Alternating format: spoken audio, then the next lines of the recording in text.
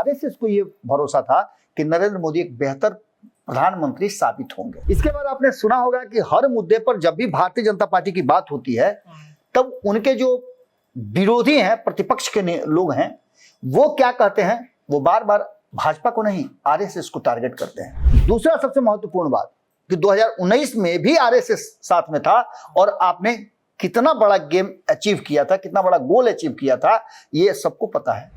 नरेंद्र मोदी का नहीं बल्कि ये पूरा का पूरा आंकड़ा था वो भारतीय जनता पार्टी का सेट किया हुआ था और इसमें आरएसएस की भूमिका रही थी। पनोरमा ग्रुप, जो सोचता है वो करता है, आपके अपने सपनों का आशियाना। नमस्कार, भारत लाइव पे आपका बहुत बहुत स्वागत है। नरेंद्र मोदी प्रधानमंत्री बन चुके हैं और अब कार्यकाल भी उनका जो शुरू हो चुका है। कार्यकाल शुरू होने के साथ एक से बड़ी एक सौगातें देशवासियों को देने शुरू कर चुके हैं नरेंद्र मोदी। लेकिन इन सब के बीच में नरेंद्र मोदी, भारतीय जनता पार्टी और भारतीय जनता पार्टी के साथ जुड़ा आरएसएस जैसा बहुत बड़ा संघ अब खुद बीजेपी के एंटी होता हुआ नजर आ रहा है। कैसे, आपको बता दें कि जिस तरीके से कई बयानबाजी भारतीय जनता पार्टी के दिग्गज नेताओं के तरफ से किए जाते रहे थे, इन बयानबाजियों के से नाराजगी तो थी ही, लेकिन मणिपुर में हो रही घटना या फिर कई जो परिस्थितियां बदल रही हैं देश भर की, उस पर अब आरएसएस जैसी संस्थान भी खुद भारतीय जनता पार्टी के खिलाफ बयानबाजी करती हुई दिख रही है। तो क्या आरएसएस से पंगा लेना नरेंद्र मोदी को भारी पड़ गया है? क्या ये सरकार ज़्यादा दिन तक नहीं चलने वाली है? जेपी नड्डा के एक बयान को आप याद करेंगे तो वो बयान भारतीय जनता पार्टी के तरफ से आरएसएस के प्रति दिलवाई गई कि भाई अब हमें आरएसएस जैसे संगठनों की ज़रूरत नहीं है। लेकिन जैसे ही चुनाव हारते हैं, माफ़ कीजिएगा, चुनाव हारते नहीं लेकिन कम सीटें आती हैं, वैसे ही इन बातों पर विराम भी लगा देते हैं। लेकिन अब पछतावत होत क्या जब चिड़िया चुग गई खेत। आरएसएस से पंगा लेना वाकई में भारी पड़ सकता है क्या बीजेपी के लिए? जांच पड़ताल करेंगे। हमारे साथ बाबा जुड़ गए हैं, इनसे सवाल करते हैं कि बाबा, आरएसएस और भारतीय जनता पार्टी कहा जाता है कि दोनों का गठजोड़ कभी अलग नहीं हो सकता है। आरएसएस मतलब बीजेपी, बीजेपी मतलब आरएसएस, ऐसा है क्या? देखिए रत्नेश साहब ने जो भूमिका में बातें कही, उन बातों का बिहार से बहुत बड़ा कोई लेना देना नहीं है, लेकिन इन सारी बातों से बिहार भी प्रभावित होगा, इससे आप इनकार नहीं कर सकते। बिल्कुल होगा जी। क्योंकि इस देश में जो शासन प्रणाली है उसमें केंद्र के फैसले का असर भी राज्यों की राजधानी पर भी पड़ता है और व्यक्ति पर भी पड़ता है। जो फैसले केंद्र लेती है उस फैसले को सरकार, बिहार राज्य की सरकार लागू करती है और उसी फैसले के तहत जो फायदा या घाटा जो भी होता है वो आम जनता को होता है। इसलिए हर किसी की कड़ी जो है एक दूसरे से जुड़ी हुई है। जो चर्चाएं चल रही हैं कि प्रधानमंत्री तीसरी बार बनने के बाद नरेंद्र मोदी बहुत सारा परिवर्तन करेंगे, बहुत सारी चीज़ें करेंगे, लेकिन इस सारी चीज़ों को करने और समझने के पहले हमको थोड़ा सा 2014 में जाना पड़ेगा, या उससे पहले भी अगर आप जाते हैं तो जा सकते हैं। आरएसएस की भूमिका क्या रही है भारतीय जनता पार्टी के उत्थान में या भारतीय जनता पार्टी को स्टैंड करने में, भारतीय जनता पार्टी के इनपुट में, ये बातें कोई भूल नहीं सकता है। 2014 में नरेंद्र मोदी आए हैं तो उसके पीछे आरएसएस की एक बड़ी भूमिका रही है, क्योंकि आरएसएस को ये भरोसा था कि नरेंद्र मोदी एक बेहतर प्रधानमंत्री साबित होंगे और ये आरएसएस का ही फैसला था जो नरेंद्र मोदी को हर शर्त पे प्रधानमंत्री का उम्मीदवार और दावेदार बनाया गया था। ये आरएसएस का ही इनपुट था कि गुजरात में जो उन्होंने काम किया है उस काम के आधार पर उनको प्रमोट किया जा सकता है, प्रोजेक्ट किया जा सकता है, और ऐसा हुआ भी, जो सफल भी रहा जी। इसके बाद आपने सुना होगा कि हर मुद्दे पर जब भी भारतीय जनता पार्टी की बात होती है तब उनके जो विरोधी हैं, प्रतिपक्ष के लोग हैं, वो क्या कहते हैं, वो बार बार भाजपा को नहीं आरएसएस को टारगेट करते हैं। इस देश में हिंदू मुस्लिम हो रहा है, हिंदुत्व की बात की जा रही है, ये सब आरएसएस से जुड़ा हुआ है और भारतीय जनता पार्टी जब भी टारगेट हुई है तो आरएसएस के नाम से ही टारगेट हुई है। बिल्कुल। आज उस आरएसएस की जरूरत नहीं है, जैसा कि आपने बताया भी, जब ये चर्चा हो रही है कि आरएसएस की जरूरत नहीं है। जेपी नड्डा ने इस चुनाव के बीच दरमियान ही कहा था कि हम अब, यानी हम अब का मतलब होता है भारतीय जनता पार्टी, वो भारतीय जनता पार्टी के अध्यक्ष थे, इस नाते उन्होंने कहा कि हम अब उस लायक हो गए हैं कि हम अपने फैसले खुद लें। और ये बड़ी बात थी। इसमें दो बातें झलक रही थी। एक कि भारतीय जनता पार्टी आरएसएस के कंधे पर सवार होकर के इतना मजबूत हो गई है कि वो अपना कंधा आरएसएस को दे सकती है। दूसरा ये अहम झलक रहा था कि भारतीय जनता पार्टी जो जीत करके 303 सीट आई थी 2019 में, उसने उसे घमंड में या अहम में डाल दिया कि अब तो हमारे लिए बहुत आसान होगा सरकार बना लेना। और इस घमंड का नतीजा, इस अहम का नतीजा आरएसएस से दूरी बनाना था। दूरी बनाने का घाटा और फायदा क्या हुआ? चलिए, ऐसा हुआ है कि 2 सीट पर भी जीत करके भारतीय जनता पार्टी आई है, सदन में गई है। भारतीय जनता पार्टी की 13 दिन की सरकार गिरी है, ये भी बात सामने नजर आई है। लेकिन इसी भारतीय जनता पार्टी ने 2014 में अपने दम पे सरकार बनाया, ये भी बातें इस भारत में देखा है। बिल्कुल। और इसमें आरएसएस की भूमिका क्या थी वो भी सब कुछ जानते हैं। दूसरा सबसे महत्वपूर्ण बात कि 2019 में भी आरएसएस साथ में था और आपने कितना बड़ा गेम अचीव किया था, कितना बड़ा गोल अचीव किया था, ये सबको पता है। 303 सीट आई थी और इस बार 400 का आंकड़ा था। ये आंकड़ा नरेंद्र मोदी का नहीं, बल्कि ये पूरा का पूरा आंकड़ा था, वो भारतीय जनता पार्टी का सेट किया हुआ था और इसमें आरएसएस की भूमिका रही थी। आरएसएस का रिसर्च बता रहा था कि देश में परिस्थितियां जो बनी हैं, उस परिस्थितियों में हम बेहतर प्रदर्शन कर सकते हैं। लेकिन ऐन वक्त में ये फैसले आरएसएस के हाथ से लेकर के अगर भारतीय जनता पार्टी करती है तो ऐसी स्थिति में निश्चित रूप से आपको घाटा होता है। नीतीश कुमार जैसे ही इंडिया गठबंधन से आए तो इंडिया गठबंधन को क्या घाटा हुआ सबने देखा है। बिल्कुल। आज सरकार बनाते बनते बिल्कुल प्रधानमंत्री नरेंद्र मोदी 2014 में से और 2024 के बीच इन 10 सालों में बहुत बदले हैं। प्रधानमंत्री इतना बदले हैं कि प्रधानमंत्री ने, अगर मान लेते हैं कि रत्नेश हम आपको कहें कि आप इस चैनल के प्रधान संपादक बन जाइए, तो निश्चित रूप से आप उस बात को सोचिएगा ना कि भाई अचानक से हमको क्यों बना रहे हैं। बिल्कुल बिल्कुल। अगर आपको लगेगा कि नहीं हम इस लायक हैं तो आप हाँ कहिएगा, लेकिन अगर आप कुछ भी नहीं कहिएगा तो इसका मतलब होता है कि आपका मुख्य समर्थन है। प्रधानमंत्री को जब यह कहा जा रहा था कि मोदी है तो मुमकिन है, मोदी मैजिक चलेगा, तो निश्चित रूप से नरेंद्र मोदी को कहना चाहिए था कि नहीं, मोदी मैजिक नहीं, भाजपा मैजिक है, एनडीए मैजिक है। नरेंद्र मोदी का नाम निश्चित रूप से आगे आना चाहिए था, क्योंकि उनको पहले से घोषित प्रधानमंत्री के रूप में थे, 10 साल का कार्यकाल कर लिए थे। लेकिन सिर्फ नरेंद्र मोदी के नाम पर चुनाव लड़ना यह कहीं से भी उचित नहीं था। स्ट्रेटेजिकल मिस्टेक हुई है। आरएसएस ने अपने एक लेख में जो लिखा है उसमें बहुत सारी बातों का चर्चा किया गया है, जिसमें से कुछ बातों का आपने चर्चा किया था कि 2024 के नतीजे के बाद आरएसएस का मानना यह है कि अति आत्मविश्वास और अहंकार ने भारतीय जनता पार्टी को बहुमत से दूर रखा। बिल्कुल।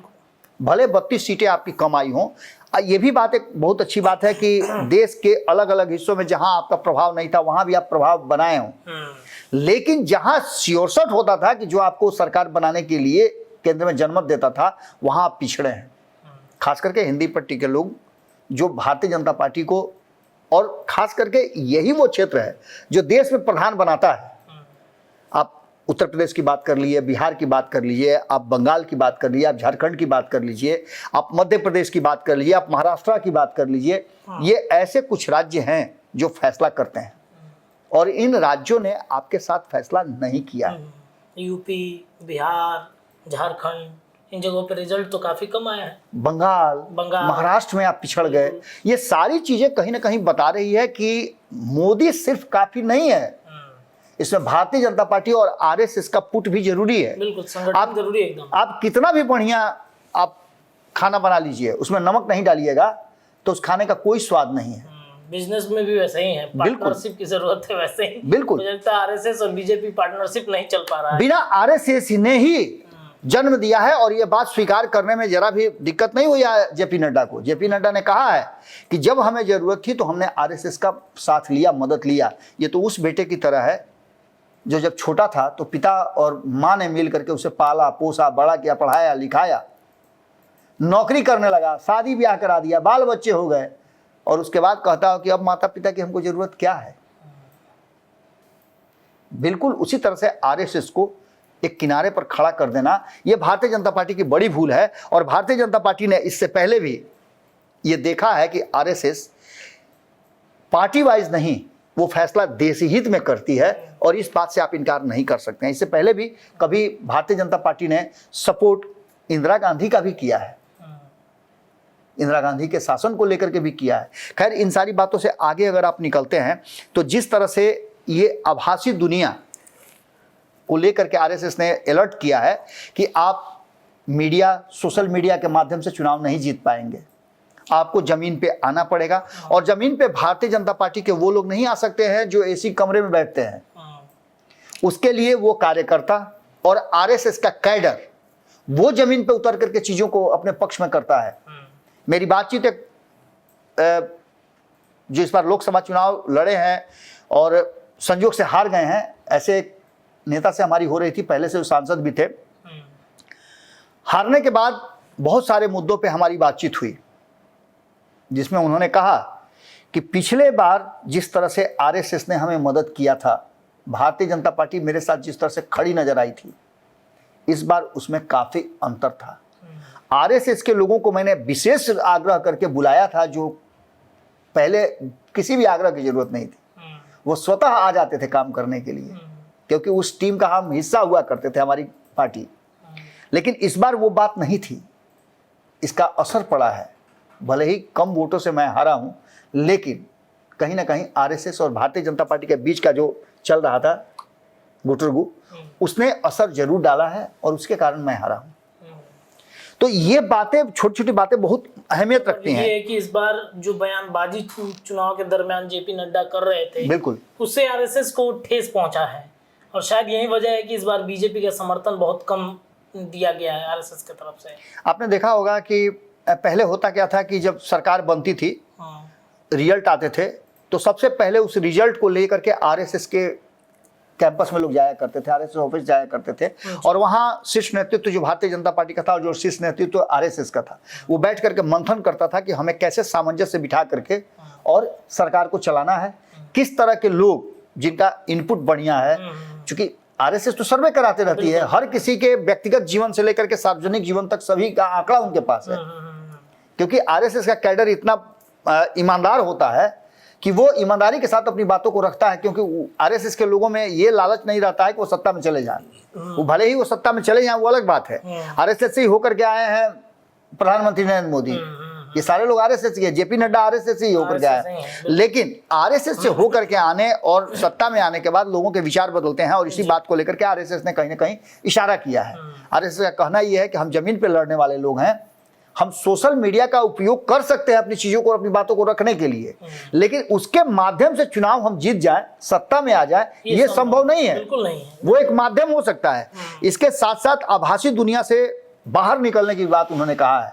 इतना ही नहीं, आपने जैसा कि बताया कि मणिपुर हो या देश का अन्य हिस्सा हो, उनको लेकर के भी आरएसएस का कहना यह है कि राजा और नेतृत्वकर्ता का ऐसा चरित्र होना चाहिए जो किसी से द्वेष की भावना न रखे, उसके लिए संवैधानिक रूप से सभी बराबर हों, कानून अपना काम करे, संवैधानिक संस्थाएं अपना काम करें। यानी कि आप एक समझिए कि आरएसएस ने एक बहुत बड़ी बात कही है, और जो बार बार आरोप लगता रहा है, उस आरोप में कहीं ना कहीं आरएसएस को भी तकलीफ है कि इस देश की जो आत्मा है वो है सार्वभौमिकता का, सर्वप्रभुता का, सर्वधर्म समभाव का।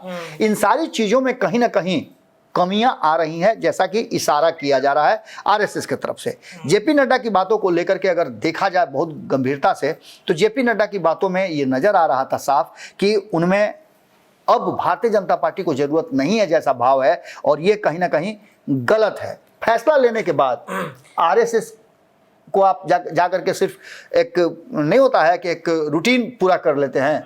अभी मंत्रिमंडल का गठन हुआ, प्रधानमंत्री और भारतीय जनता पार्टी के शीर्ष नेतृत्व ने बैठ करके उसका मंथन कर लिया, लिस्ट तैयार हो गई, और आरएसएस के पास ले जाकर के कह दिया कि हमने ये फैसला कर लिया है, अब इसे लागू करने जा रहे हैं। तो आरएसएस उस पर क्या आपको बोलेगी? कुछ नहीं कर सकती, क्योंकि आपने तो फैसला कर लिया, बिल्कुल कुछ कर लिया। इन सारी बातों को लेकर के मोहन भागवत ने भी कड़ी प्रतिक्रिया दी है, और उन्होंने ये बातें कह करके और ज्यादा कर दिया है कि शासन का काम किसी को चोट पहुंचाना नहीं, बल्कि मरहम लगाना है। दैट मीन्स कि आप समझ सकते हैं कि बातें कहाँ जा रही हैं, और जो वर्तमान परिस्थिति बनी है वो एक बात की तरफ तो इशारा जरूर कर रही है कि ये पूरा का पूरा जो प्लॉट है वो इस बात की तरफ इशारा कर रहा है कि भारतीय जनता पार्टी और आरएसएस के बीच में जो डिस्टेंस बढ़ा है उसका खामियाजा आने वाले चुनाव में और आने वाले समय में भुगतना पड़ सकता है यदि भारतीय जनता पार्टी का ये वर्तमान नेतृत्व इस पर विशेष एक्शन नहीं लेता है तो।